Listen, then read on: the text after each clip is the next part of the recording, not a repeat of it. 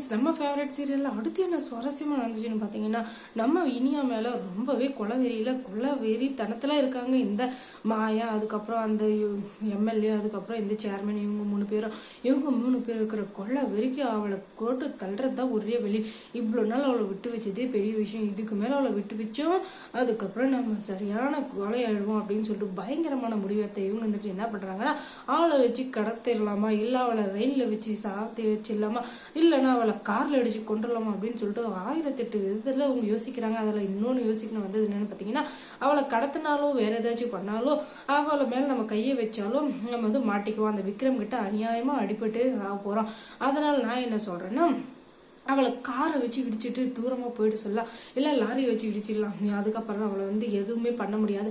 அவளுக்கு அப்புறம் பேன் கவுந்தடிச்சு கீழே விழுந்துட்டு இருக்கிற நேரத்தில் நம்ம தப்பிச்சு ஓடிடலாம் அப்படின்னு சொல்லிட்டு இவங்க முடிவு பண்ணியிருக்காங்க.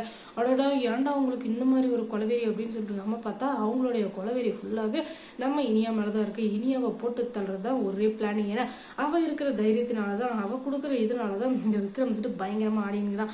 இந்த விக்ரமோட ஒரு கை உடைஞ்ச மாதிரி இருக்கணும்னு நினச்சா அது அந்த இனியாவை தான் போட்டு அப்பதான் அவன் கை உடைஞ்ச மாதிரி இருப்பான் அப்படின்னு சொல்லிட்டு பயங்கரமா முடிவு எடுக்கிறாங்க. இப்ப வந்து வேகமாக ஒரு லாரி வருது. நம்ம இனி வந்துக்கிட்டு அந்த திவ்யாவை சந்திக்கிறதுக்காக போயிட்டு இருக்காங்க. அவளுக்கு ஆறுதல் சொல்லிட்டு அவளுக்கு ஒரு நல்லா தான் 4 வார்த்தை சொன்னா அவள் வந்து அடுத்த ஸ்டெப்புக்கு போகிறதுக்கு யூஸ்ஃபுல்லாக இருக்கும் அப்படின்னு சொல்லிட்டு இனியா வந்து பிளான் பண்ணுறாங்க. ஆனால் அதையே வந்து இது பண்ணுற மாதிரி இவங்க வந்து ஒரு லாரியை வச்சு அவளை தூக்கி அடிச்சிடுறாங்க பாருங்க. அப்படியே மூச்சு பேச்சு இல்லாமல் ரோட்டில் விழுந்து கிடக்குறாங்க. நம்ம இனியா ஐயோ என்னாச்சு அப்படின்னு சொல்லிட்டு பதறி போய் அங்கே இருக்கிற எல்லாரும் பதறி போய் தூக்கிட்டு வந்து ஹாஸ்பிட்டலில் போட்டு, இனியா மேடம்க்கு வந்து இப்படி ஆக்சிடென்ட் ஆயிடுச்சு, யாரு பண்ண பாவமோ யாரு பண்ண இதுவோ தெரியல சார், இப்படி ஆயிடுச்சு அப்படின்னு சொன்னதும் அப்படியே தூக்கி வாரி போடுறது நம்ம விக்ரம்க்கு. ஐயோ என்னாச்சு இனியாவுக்கு தெரியலையே அப்படின்னு சொல்லிட்டு பயங்கரமா ஆவேசத்தோடையும் கோபத்தோடையும் ஓடி போறாரு. ஐயோ என்னாச்சு தெரியலையே அப்படின்னு சொல்லிட்டு அதுக்கப்புறம் தான் அங்கே உண்மை தெரிய வருது. இதுக்கு பின்னாடி கண்டிப்பா அந்த மாயா தான் இருப்பா அப்படின்னு சொல்லிட்டு. என்னதான் இருந்தாலும் இந்த மாயை வந்து திருந்தவே மாட்டான்.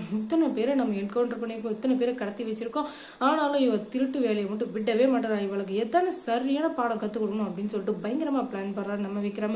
ஆனாலும் இப்போதைக்கு நம்ம வந்து நம்ம வீராப்பை காட்டுறதுக்கான நேரம் இல்லை. முதல்ல வந்து இனியாவை காப்பாற்றணும். இனியா இல்லாதனால என்னால் ஜீர்ணிச்சு கூட பார்க்க முடியாது. இனியா தான் என்னுடைய உலகம் அப்படின்னு சொல்லிட்டு பறந்தடிச்சிட்டு ஓடுறாரு. அங்கே போய் பார்த்தா இனியா உயிருக்கு போராடிங்கிறாங்க. ஐயோயோ இப்படி பண்ணிட்டாங்களே இனியாவை அப்படின்னு சொல்லிட்டு கலங்கி போய் நிற்கிறாரு. இதைத்தான் நான் எதிர்பார்த்தேன்டா, டேய் கம்முனாட்டி நாயம், இதை தாண்டா நான் எதிர்பார்த்தேன் அப்படின்னு சொல்லிட்டு அந்த சேர்மேனும் மாயா, அதுக்கப்புறம் அந்த எம்எல்ஏ எல்லாரும் சேர்ந்து பயங்கரமா சந்தோஷத்தை கொண்டாடுறாங்க. இதுக்கு நம்ம ட்ரீட் வச்சு ஆகணும். இவ்வளோ பெரிய சந்தோஷம் கொடுத்த மாயாவுக்கும் சரி அந்த சேர்மனுக்கும் சரி நான் ஏதாச்சும் ஒரு செஞ்சு ஆகணும் அப்படின்னு சொல்லிட்டு பயங்கர சந்தோஷத்தை வெளிப்பாட்டிங்கிற அந்த சந்தோஷத்தை ரொம்ப